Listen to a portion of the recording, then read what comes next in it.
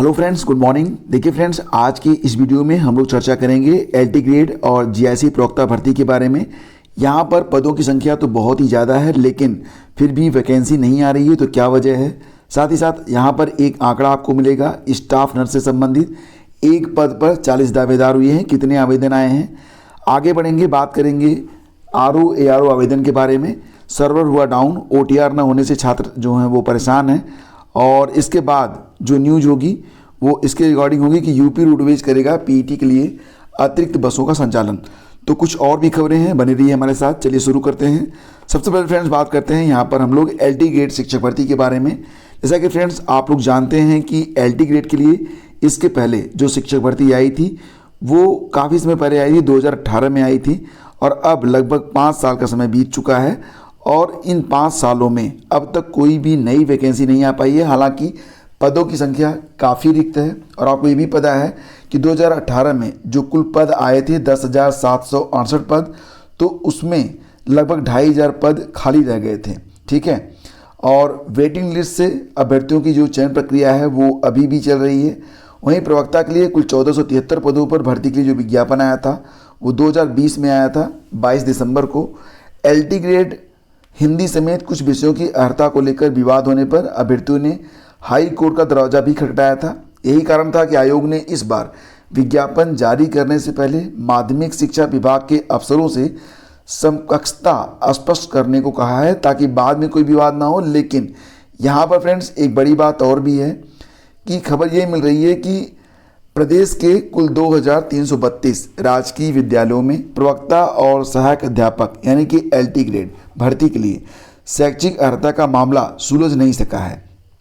शैक्षिक अर्हता तय करने के लिए 5 सदस्यीय कमेटी एक गठित की गई थी, तो मई में ही निर्धारित शैक्षिक और समकक्ष अर्हता पर अपनी रिपोर्ट शासन को भेज दी थी। यानी कि कमेटी के द्वारा समकक्षता का निर्धारण किया जा चुका है, लेकिन सरकार की ओर से अभी तक उसको अप्रूवल नहीं मिल सका है। तो 5 महीने बाद भी रिपोर्ट को अभी तक मंजूरी नहीं मिल सकी है। जैसा कि आप यहाँ पर देख सकते हैं, उत्तर प्रदेश लोक सेवा आयोग अर्हता निर्धारित न होने के कारण विज्ञापन जारी नहीं कर पा रहा है। यहाँ पर फ्रेंड्स आप देख सकते हैं कि रिक्त पदों की संख्या क्या है। जैसे कि आप यहाँ पर देख लीजिए कि जीआईसी प्रवक्ता के लिए कुल स्वीकृत पद हैं यहाँ पर 9,463 और रिक्त पद कितने हैं वर्तमान में 3,957। सहायक अध्यापक के कुल 19,300 पद स्वीकृत हैं, इसमें 6,365 पद वर्तमान में रिक्त हैं। अगर दोनों को जोड़ा जाए तो 10,322 पद वर्तमान में रिक्त चल रहे हैं। तो फ्रेंड्स ये तो बात हो गई एलटी ग्रेड और जीआईसी प्रवक्ता की रिक्तियों के बारे में और वैकेंसी कब तक आएगी। आगे बढ़ते हैं और बात करते हैं यहाँ पर फ्रेंड्स हम लोग आरओ एआरओ के बारे में। जैसा कि आप लोग जानते हैं कि आरओ एआरओ में बहुत बड़ी संख्या में अभ्यर्थी जो है वो आवेदन करेंगे, ऐसा अनुमान पहले से था। और कई बार आयोग इसके पहले भी नोटिस जारी कर करके बता रहा था कि सभी लोग अपनी ओटीआर की जो प्रक्रिया है उसको पूरा कर लें। हालांकि सर्वर जो था वो पहले भी स्लो था, लेकिन वर्तमान में सर्वर जाम की स्थिति में पहुंच चुका है और अभ्यर्थी लॉगिन तक नहीं कर पा रहे हैं। ओटीपी आने में भी काफ़ी वक्त लग रहा है और पूरा पूरी रात भर अभ्यर्थी जाग रहे हैं। उसके बावजूद भी ओटीआर की जो प्रक्रिया है वो पूरी नहीं हो पा रही है। कहीं ना कहीं जाके सर्वर उनको बाहर ही कर देता है। तो यहाँ पर बहुत सारे अभ्यर्थी जो हैं वो हताश हैं। अभी कल मुझे कुछ कमेंट्स मिले हैं जिसमें कुछ लोगों ने कमेंट्स किया था कि सर मेरा लग रहा है कि आरओ का फॉर्म नहीं भर पाएगा क्योंकि ओटीआर नहीं हो पा रहा है। तो देखो फ्रेंड्स, यहाँ पर बिल्कुल आपकी बात जो है मैं समझ पा रहा हूँ, आपकी हताशा को भी मैं समझ पा रहा हूँ, लेकिन ऐसा नहीं है कि फॉर्म नहीं भर पाएंगे। आप फॉर्म भर पाएंगे, आप लोग प्रयास करते रहें और आयोग भी प्रयास जरूर कर रहा होगा। तो उत्तर प्रदेश लोक सेवा आयोग का सर्वर डाउन होने के कारण समीक्षा अधिकारी सहायक समीक्षा अधिकारी भर्ती के आवेदक परेशान हैं। कुल 411 पदों पर भर्ती है। इस बार आरओ के लिए कुल 334 पद हैं और यही वजह है कि बहुत बड़ी संख्या में अभ्यर्थी जो हैं वो आवेदन कर रहे हैं। ठीक है, तो ओटीआर जिन लोगों ने पहले कर लिया था तो उनके लिए तो ये जो चीज़ें हैं वो आसान हो गई हैं, क्योंकि फॉर्म भरना उतना मुश्किल नहीं है जितना ओटीआर को कंप्लीट करना है। और एक बात और भी है कि ईडब्ल्यूएस के जो अभ्यर्थी हैं और जो अन्य कैटेगरी के अभ्यर्थी हैं उन्होंने ओटीआर में जो डेटा डाला है उसी के आधार पर जो जानकारी मिल रही है, जो ओटीआर से जो जानकारी मिल रही है वही फॉर्म में आपके फेच होके आ रही है। और ओटीआर में वर्तमान समय में कुछ चीज़ें संशोधन में आती हैं, कुछ चीज़ें संशोधन में नहीं आती हैं। तो यहाँ पर जो ईडब्ल्यूएस का सर्टिफिकेट होता है फ्रेंड्स, वो जैसा कि आप लोग जानते हैं केवल एक फाइनेंशियल ईयर के लिए ही मान्य होता है, लेकिन यहाँ पर EWS का सर्टिफिकेट जो लोग जैसे कि फरवरी में किए थे तो उनके पास फाइनेंशियल ईयर 2022-23 का EWS सर्टिफिकेट था। वर्तमान में जो सर्टिफिकेट बन रहा है वो 2023-24 के लिहाज से बन रहा है। तो यहाँ पर कुछ अभ्यर्थियों ने बताया कि जब वो OTR को ओपन करके 2023-24 वाला यानी कि नया वाला जो EWS सर्टिफिकेट है उसको अपडेट करने जा रहे हैं तो उन्हें करेक्शन का ऑप्शन नहीं मिल रहा है, मतलब वहाँ पर एडिट करने का कोई ऑप्शन नहीं आ रहा है। तो आप लोगों में से कई सारे लोग इस प्रकार की समस्या से अवगत हुए होंगे और कुछ लोगों ने प्रयास भी किया होगा। तो जो अभ्यर्थी इस तरीके से प्रयास किए हैं कृपया वो नीचे कमेंट बॉक्स में अपने अनुभव जरूर शेयर करें कि क्या EWS का जो सर्टिफिकेट है, जिन लोगों ने 2022-23 के आधार पर फरवरी मार्च में अपना OTR कंप्लीट किया था, जब EWS का जो नया सर्टिफिकेट आया है 2023-24 वाला, उसके आधार पर जब अपडेट करने जा रहे हैं अपने OTR को, तो यहाँ पर कुछ अभ्यर्थियों ने बताया कि OTR में EWS के सर्टिफिकेट को अपडेट करने का ऑप्शन नहीं है। तो जो अभ्यर्थी इस प्रक्रिया से गुजर चुके हैं कृपया वो अपने अनुभव नीचे कमेंट बॉक्स में जरूर शेयर करें ताकि बाकी अभ्यर्थी भी इस प्रक्रिया को समझ पाएँ कि जो OTR है उसमें EWS का नया सर्टिफिकेट अपडेट हो सकता है या नहीं हो सकता है। वैसे मैंने आयोग से इसके बारे में संपर्क किया है, जैसे जानकारी मिलती है मैं आप लोगों को उपलब्ध करवा दूंगा। और फ्रेंड्स यहाँ पर देखेंगे तो स्टाफ नर्स के एक पद पर 40 दावेदार, परीक्षा के लिए 90,000 आवेदन आए हैं, यानी कि स्टाफ नर्स के लिए जो कुल आवेदन आए हैं वो 90,000 हैं। और पूरी जो प्रक्रिया है वो प्रारंभिक और मुख्य परीक्षा के माध्यम से होगी। कुल पदों की संख्या यहाँ पर 2,240 है। इसमें पुरुषों के लिए पद कम है लेकिन महिलाओं के लिए पद ज़्यादा हैं। पुरुषों के लिए अगर देखा जाए तो पदों की संख्या मात्र 171 है लेकिन महिलाओं के लिए 2,069 पद हैं। ठीक है, तो कुल मिला के पदों की संख्या काफ़ी ज़्यादा हो रही है। और अंतिम तिथि जो थी वो 31 सितंबर निर्धारित की गई थी। बाद में ऑनलाइन आवेदन करने और ऑनलाइन माध्यम से परीक्षा शुल्क बैंक में जमा करने की अंतिम तिथि 29 सितंबर तक बढ़ा दी गई थी। बड़ी संख्या में अभ्यर्थियों की ओर से वन टाइम रजिस्ट्रेशन न करा पाने के कारण अंतिम तिथि बढ़ाई गई थी। अंतिम तिथि तक स्टाफ नर्स के लिए कुल 2240 पदों के लिए कुल 90,000 आवेदन आए हैं। तो ये तो जानकारी होगी आपकी जो है स्टाफ नर्स के बारे में कि एक सीट पर 40 दावेदार हैं, कुल 2240 पद हैं और कुल 90,000 आवेदन आए हैं। यहाँ पर RO को लेकर आज के लगभग हर न्यूज़पेपर में खबरें जो हैं प्रकाशित हुई हैं और चीज़ें वही हैं कि सर्वर धीमा है जिसकी वजह से अभ्यर्थियों को दिक्कत हो रही है। और अगर OTR नहीं हो पाएगा तो निश्चित रूप से अभ्यर्थी जो हैं वो आवेदन नहीं कर सकते, क्योंकि OTR से ही इस बार का जो फॉर्म है वो इस प्रकार से बनाया गया है कि OTR से ही आप फॉर्म भर सकते हैं। फॉर्म कैसे भर सकते हैं इस पर एक वीडियो मैंने बना दिया था। OTR कैसे करते हैं इस पर भी एक वीडियो मैंने बनाया था, दोनों का लिंक मैं पहले कमेंट में और डिस्क्रिप्शन में डाल दूंगा। बशर्ते कि वेबसाइट चलती रहेगी तभी ये चीज़ें आप कर पाएंगे।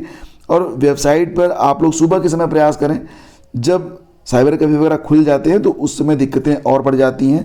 और एक बात और भी है कि ये जो OTR की प्रक्रिया है ये मोबाइल पर नहीं कर पाएंगे आप सिस्टम का यूज करें, लैपटॉप या फिर सिस्टम का यूज करें तो उसी पर हो पाएगी। जो अभ्यर्थी ये सोच रहे हैं कि मोबाइल पर OTR कर लेंगे, नहीं हो पाएगा, क्योंकि साइट ही इस प्रकार से बनाई गई है कि वो मोबाइल पर बहुत सही नहीं चलती है। ठीक है, तो वो हो नहीं पाएगा।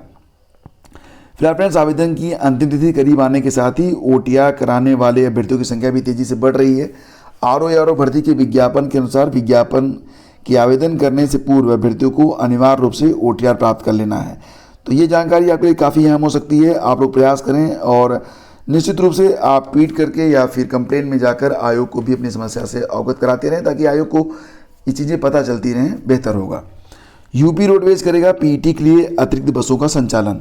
तो दोस्तों यहाँ पर पूरे उत्तर प्रदेश में कुल लगभग 35 परीक्षा केंद्र बनाए गए हैं और परीक्षा केंद्र काफ़ी दूरी पर बनाए गए हैं। हर साल ऐसा ही होता है कि परीक्षा केंद्र कम होते हैं, अभ्यर्थियों की संख्या बहुत ज़्यादा होती है। तो इसका मतलब ये होता है कि अभ्यर्थियों को काफ़ी लंबी यात्राएँ करनी पड़ती हैं। मिनिमम 100 से लेकर 350 किलोमीटर तक की यात्राएं जो होती हैं वो अभ्यर्थियों को करनी पड़ती हैं। और 2 घंटे की परीक्षा के लिए अभ्यर्थियों को 2-2, 3-3 दिन तक जो है वो इस शहर से उस शहर तक भटकना पड़ता है। ऐसी स्थिति में जो चीज़ें सामने आती हैं वो ये होती है कि एक तो ट्रांसपोर्टेशन की दिक्कत होती है, ऊपर से इतनी ज़्यादा भीड़ होती है कि अभ्यर्थी जो हैं वो परेशान हो जाते हैं। रेल हो या फिर बस हो, हर जगह बहुत ही संख्या में भीड़ देखने को मिलती है। यहाँ पर देखेंगे तो हालांकि प्रयागराज के लिए 100 अतिरिक्त बसों को चलाने की बात कही गई है। यहाँ पर आप चेक कर सकते हैं कि पीटी के लिए प्रयागराज में कुल 1,74,161 अभ्यर्थियों का आवागमन हो सकता है। यानी कि 1,74,161 अभ्यर्थी आएंगे और जाएंगे। तो जो अभ्यर्थी प्रयागराज से हैं वो जाएंगे भी, और जिन अभ्यर्थियों का प्रयागराज में परीक्षा है वो प्रयागराज आएंगे भी। तो यूपी रोडवेज ने दोनों दिवसों पर 100 अतिरिक्त बसों का संचालन करने की तैयारी की है। अब यहाँ पर देखो, बसें कितनी ज़्यादा क्यों ना हो जाएं, भीड़ तो निश्चित रूप से होती है, क्योंकि आने और जाने का एक निश्चित शेड्यूल होता है, अभ्यर्थी उसी शेड्यूल पर यात्रा करते हैं। तो ये चीज़ें सामने आ रही हैं और भीड़ बहुत ज़्यादा होती है। निश्चित रूप से रोडवेज ने जो तैयारी की है उसके लिए रोडवेज को तो मैं शुभकामनाएं देता हूं कि आपकी जो व्यवस्था रहे वो बढ़िया तरीके से काम करे, अभ्यर्थियों को आसानी हो, लेकिन फिर भी भीड़ को देखते हुए ये चीज़ें कम पड़ जाती हैं। तो यहाँ पर पूरा आंकड़ा दिया गया है कि किन शहरों से कितने लोगों को आना है, कितने लोगों को जाना है प्रयागराज में। तो ये न्यूज़ आप पढ़ सकते हैं टेलीग्राम चैनल पर भी, और ये अमर उजाला की न्यूज़ है। ठीक है, तो दोस्तों ये थी आज की न्यूज़ अपडेट। आपको चलते चलते बताना चाहेंगे कि बिहार में जो शिक्षक भर्ती के लिए काउंसलिंग की प्रक्रिया चल रही है, बहुत बड़ी संख्या में अभ्यर्थी जो है काउंसलिंग कराने के लिए पहुंच रहे हैं, जिसकी वजह से अफरा तफरी का माहौल भी वहां पर बन रहा है। भीड़ इतनी जुटी कि एक समय में DIS परिसर में भगदड़ मच गई, कई महिला अभ्यर्थी गिरकर घायल भी हो गई। फिलहाल ये सब चीज़ें चलती रहती हैं, क्या करेंगे आप। बात नौकरी की है तो संघर्ष अभ्यर्थी करते रहते हैं।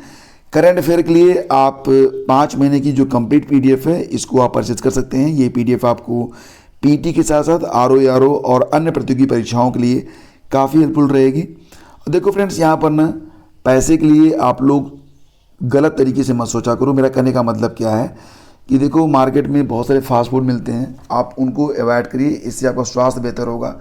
फालतू की जो परचेजिंग होती है उन चीज़ों को आप अवॉइड कर सकते हैं, लेकिन जो किताबें होती हैं इससे आपकी लाइफ बनती है, आपका करियर बनता है। तो आपको खुद सोचना चाहिए कि पैसे कहाँ पर लगाने हैं। जहाँ पर लगाने हैं वहाँ पर मोह मत कीजिए, और जहाँ पर नहीं लगाने हैं हाँ वहाँ पर आप ज़रूर सोचिए। ठीक है, तो ये PDF जो है अगर आप इसे परचेज करना चाहते हैं तो डिस्क्रिप्शन में लिंक आपको मिल जाएगा। तो दोस्तों ये थी आज की न्यूज़ अपडेट। अगर वीडियो आपको पसंद आता है फ्रेंड्स तो प्लीज़ आप चैनल को सब्सक्राइब करना बिल्कुल मत भूलिएगा। आप सभी का दिन मंगलमय हो। धन्यवाद। जय हिंद, जय भारत।